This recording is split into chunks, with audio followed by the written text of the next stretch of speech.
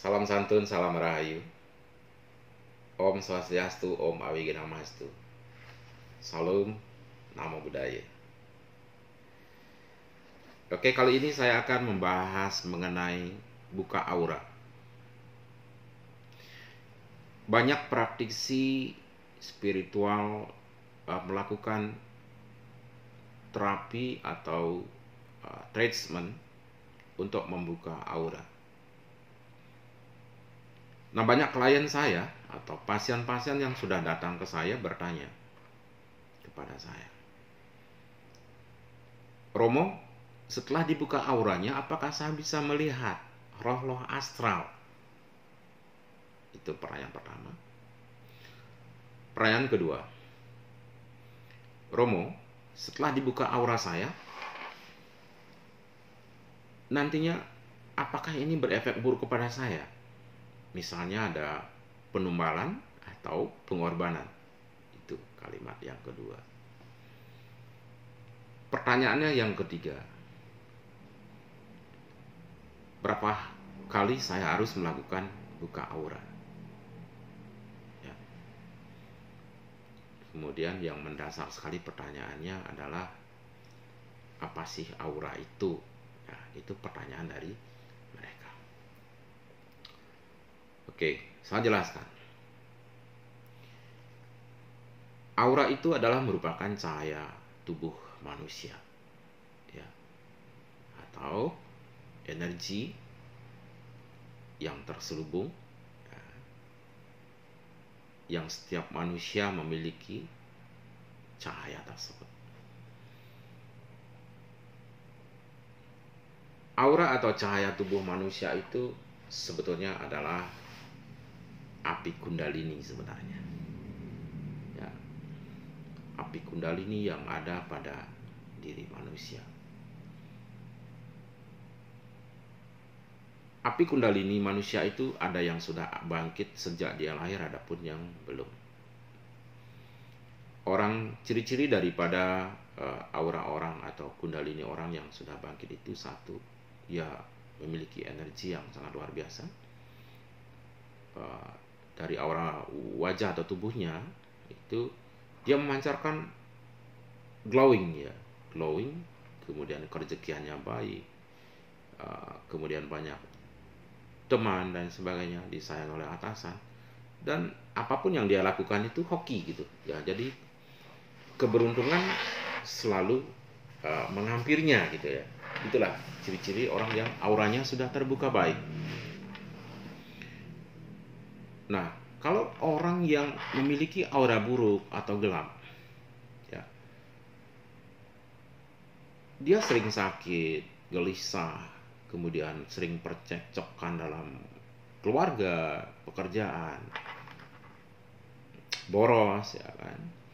Nah, dan banyak hal lagi, keburukan-keburukan yang dimiliki jika aura orang tersebut gelap. Kenapa orang tersebut gelap? Ya kan? Kenapa aura orang tersebut gelap? Ya. Satu, karena ada energi buruk dari karma lahir. Karma lahir, ya, atau karma yang dibawa dari kelahirannya sang dumadi. Jika karma buruk yang menempel pada dirinya, otomatis mempengaruhi cahaya tubuh orang tersebut, sehingga menjadi gelap, tertutup, kusam. Nah, itu yang menimbulkan dia sering sakit, boros, ya kan, terus banyak masalah dalam hidupnya yang tidak bisa saya sebutkan satu persatu karena banyak hal-hal buruk yang kadang-kadang menimpa setiap orang tidak sama. Nah, jika orang tersebut sudah dibuka auranya, dia tidak akan bisa melihat astral, beda ya. Kalau kundalini dibangkitkan dan cakra disetarakan pada tubuh, ya, cakra itu cahaya ketuhanan, ya, cahaya spirit yang ada pada tubuh manusia. Sedangkan kundalini adalah api diri, ingat. jika terjadi keseimbangan antara cakra dan kundalini, maka orang tersebut akan memiliki aura yang terbuka. Ya. Jika dibuka auranya tidak bisa melihat makhluk astral. Beda dengan pembangkitan indera waskita, mata ketiga, indera keenam. Itu beda. Jadi jangan disamakan. Nanti akan saya bahas masalah indera waskita. Karena saya juga punya treatmentnya. Yang saya bahas di sini mengenai pembukaan aura global. Banyak praktisi yang sudah melakukan kegiatan atau treatment dari pembukaan aura global. Ya, tentu dari banyak pendekatan yang dilakukan tergantung kiblat dari praktisi tersebut. Entah dari dia mengambilnya dari keilmuan kuno atau modern. Ya, banyak praktisi yang mengembangkan tersebut sekarang. Alhasil dari beberapa yang sudah datang ke saya mengatakan bahwa setelah dibuka auranya, dia bisa melewati segala keterpurukan menjadi lebih baik. Yang awalnya ekonominya jatuh, terpuruk, kemudian dia bisa bangkit. Kemudian orang-orang yang sudah dibuka auranya dengan baik, ya, dia lebih cepat bergaul dengan orang, disayangi atasan, ya. Kemudian usaha yang dijalankan berjalan dengan baik, ya. Karena apa? Dibukanya aura positif, ya, pada tubuh, menjadikan seluruh pemikiran-pemikiran kita menjadi positif. Yang ditanamkan pada buka aura itu adalah sugesti-sugesti positif. Ya, setelah disembuhkan dari sakit penyakit, kemudian dimurnikan karma-karma buruk yang menempel pada dirinya, kemudian diperbaiki garis tangan, diperbaiki sekat gidatnya. Ya. Karena setiap manusia yang lahir itu memiliki karma masing-masing. Ada cekak gidat namanya, itu adalah takdir, sedangkan garis tangan itu berkaitan dengan nasib. Itulah yang kita perbaiki. Seandainya pun orang tersebut sudah baik, nasibnya, takdirnya sudah baik, dia ditakdirkan untuk menjadi orang kaya, berkelimpahan yang bagus, ya kan? Pekerjaannya baik. Dengan sistem buka aura ini kita setarakan lagi, murnikan lagi, sehingga kehidupannya lebih baik ke depan. Ya, apanya yang baik? Spiritnya. Kadang-kadang orang yang sudah berkelimpahan, dia lupa dengan spiritnya sendiri. Ya, takabur. Sehingga apa? Saat dia berada di atas, dia akan lupa. Biasanya seperti itu, dia lupa dengan Tuhan. Nah, dengan adanya treatment pembukaan aura, terutama yang ada di saya, ya, sebab saya tidak mau mengatakan praktisi-praktisi lain itu begini begitu. Nah, kita adalah satu level semua. Kita praktisi semuanya bersaudara. Tujuannya sama, yaitu mengembangkan warisan leluhur untuk membantu umat manusia ke arah yang lebih baik. Nah, jadi dengan dibukanya aura orang tersebut ke arah yang lebih baik, maka kehidupannya tentu nantinya akan lebih baik. Baik rezeki, pengasihan, ya, sehingga dia lebih cepat bergaul dengan orang, bisa bergaul dengan siapapun nantinya, disayangi atasan, disayangi teman kerja, dan sebagainya. Itulah bagi orang-orang yang sudah dibuka auranya. Kemudian efek buruk dari buka aura apa, Romo? Nah, itu pertanyaannya. Efek buruk dari buka aura itu nyaris tidak ada, ya. Karena apa? Di dalam buka aura itu disetarakan antara SQ dan EQ orang yang dibuka auranya. Ya. Jadi dia memiliki ketajaman pikiran, inteligensi yang kuat, kemudian spiritnya diangkat. Sehingga apa? Orang yang sudah dibuka auranya memiliki spirit yang baik ya, yang nantinya lebih cepat berhubungan, berkomunikasi dengan Tuhan. Spiritual naik, kesehatan bagus, kerejekian baik, dirangkul oleh orang-orang, itulah yang akan terjadi. Dan sudah terjadi kepada orang-orang yang sudah melakukan treatment tersebut. Ya. Jadi efek buruk dari setelah dibuka aura itu nyaris tidak ada. Karena tujuan dari pembukaan aura itu sendiri sebetulnya adalah untuk perbaikan kehidupan. Termasuk perbaikan karma. Sehingga tujuan kita lahir ke bumi ini adalah untuk perbaikan karma.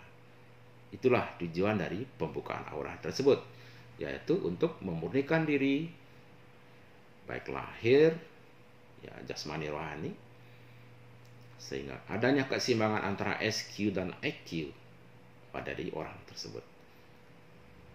Sehingga terjadilah keseimbangan antara SQ dan EQ, kekuatan Tuhan dan kekuatan diri sendiri yang divibrasikan dengan kekuatan energi semesta. Itu menyatu pada diri, sehingga tubuh memiliki magnetis yang baik. Yang mestinya juga harus diimbangi dengan pendekatan diri kepada Tuhan. Menyambung solidaritas dengan orang ke orang, ya. Membantu orang ke orang, berdana punya. Itu yang membuat aura kita juga menjadi lebih baik. Jika aura gelap terjadi, maka sering terjadi sakit, keterpurukan pada kehidupan, menyalahkan diri sendiri. Ya, bahkan pernah yang saya tangani mengatakan dalam chatting di WA, saya sangat kaget. Romo, gitu ya. Maaf saya cerita dengan Romo. Cerita dengan sekali. Saya sakit hati Romo. Saya ingin mengakhiri hidup saya. Dan beberapa kali saya sudah minum racun dan menggores tangan saya dengan pisau. Tetapi kenapa saya tidak meninggal Romo? Nah itu. Ya Tuhan. Dalam hati saya menggerutu, ya Tuhan, sadarkanlah orang tersebut. Akhirnya saya luruskan dengan mengatakan, maaf Bapak, saya tidak bisa memberikan jawaban yang tepat kepada Bapak mengenai masalah Bapak ini. Itu ya. Karena kebetulan orang tersebut adalah beragama Hindu. Saya arahkan dia untuk Bapak mulai hari ini mandi, bersih. Setelah itu nyalakan dupa 3 ya Bapak ya. Bapak duduk saja di Merajan Rong 3. Kalau di Hindu ada namanya Rong 3 atau Sangga Kembulan. Silakan Bapak duduk di sana. Minta ampun kepada leluhur Pak. Apapun keluh-keluhan Bapak, adukan kepada leluhur di Rong 3. Tak gitu ya. Nah akhirnya pada malam hari jam 1:15 dia ngechat saya lagi. Romo, sekarang saya sudah agak tenang. Karena Romo menyarankan saya untuk sembahyang tengah malam tadi, nyalakan dupa 3 di Merajan Rong 3.